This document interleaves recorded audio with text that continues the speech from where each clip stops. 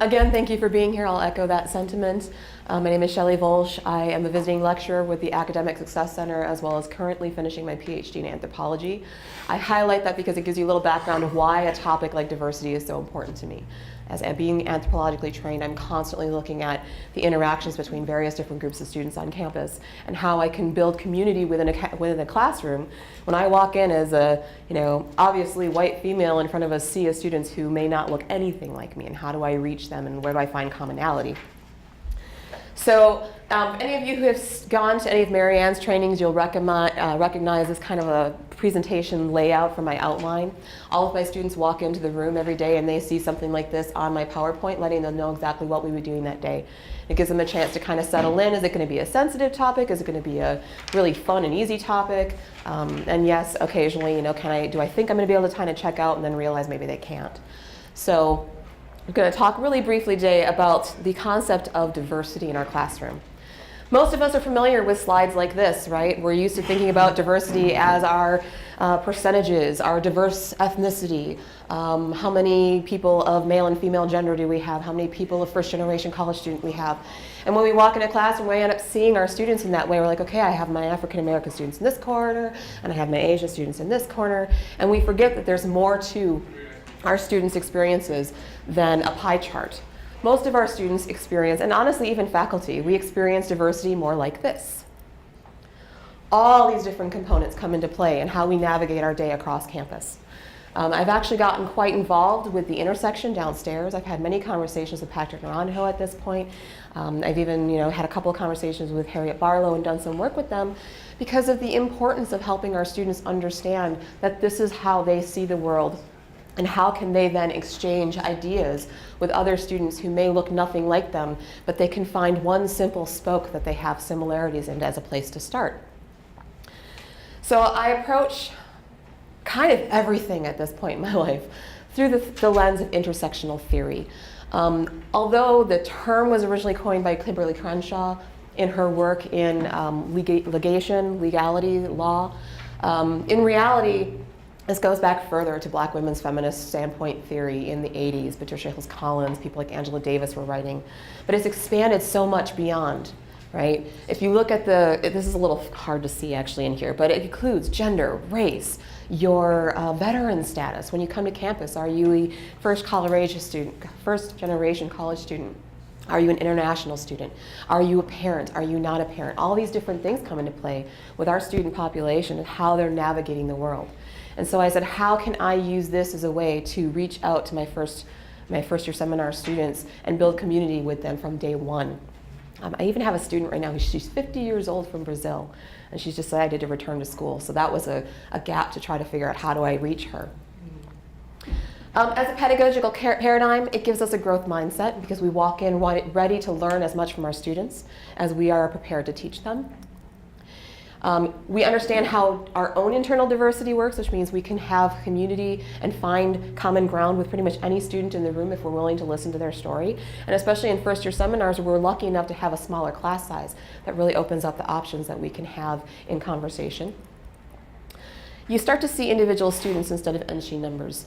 My students laugh at me that it's extremely important to me that I learn all of their names over the course of the semester.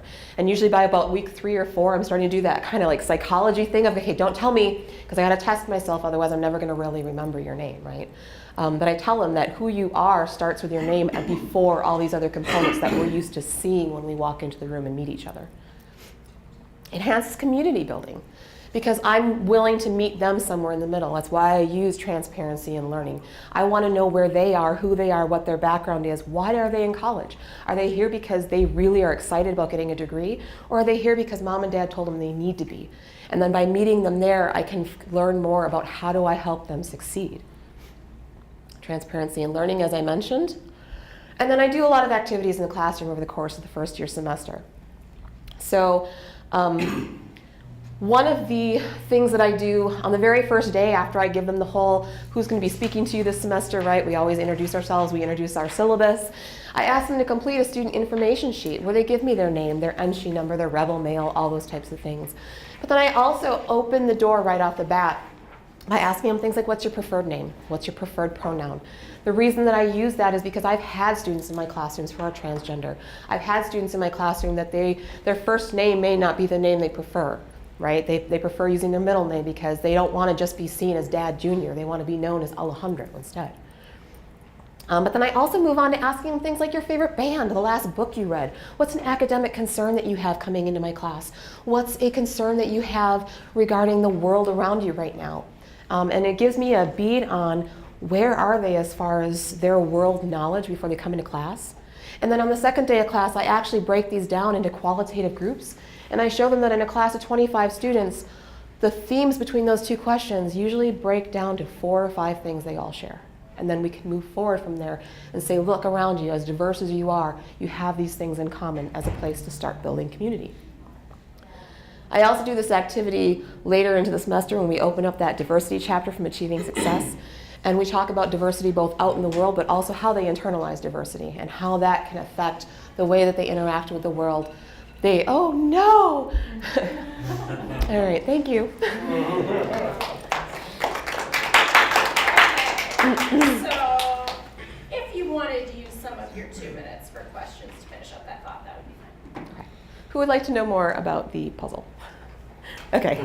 So I actually show them my puzzle too, because I always tell them that I tell them that I don't want to do something in the class that I'm not willing to do with them, right?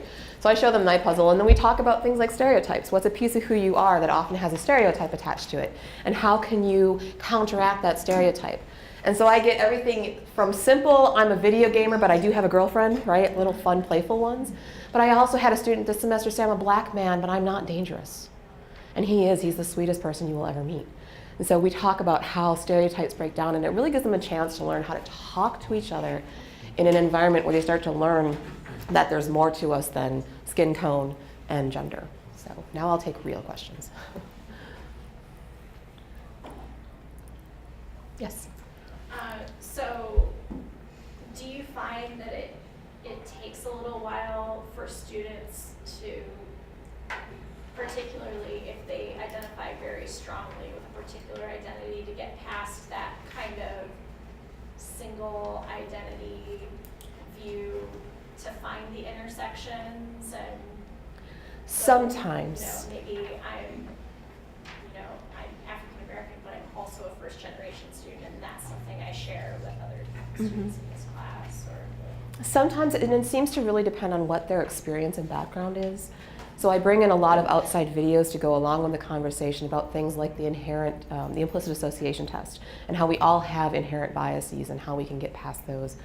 A lot of times what ends up happening, especially like when we do the puzzle or we talk about the diversity chapters, is they start to realize that, oh yeah, I'm not just an African American student, I'm also female. Or I'm not just a Hispanic student, I'm also bisexual. But I can't tell my dad I'm bisexual because then I'm not a real man, right? And so they start actually having those conversations with each other and learning so much more about who they are. Thank you.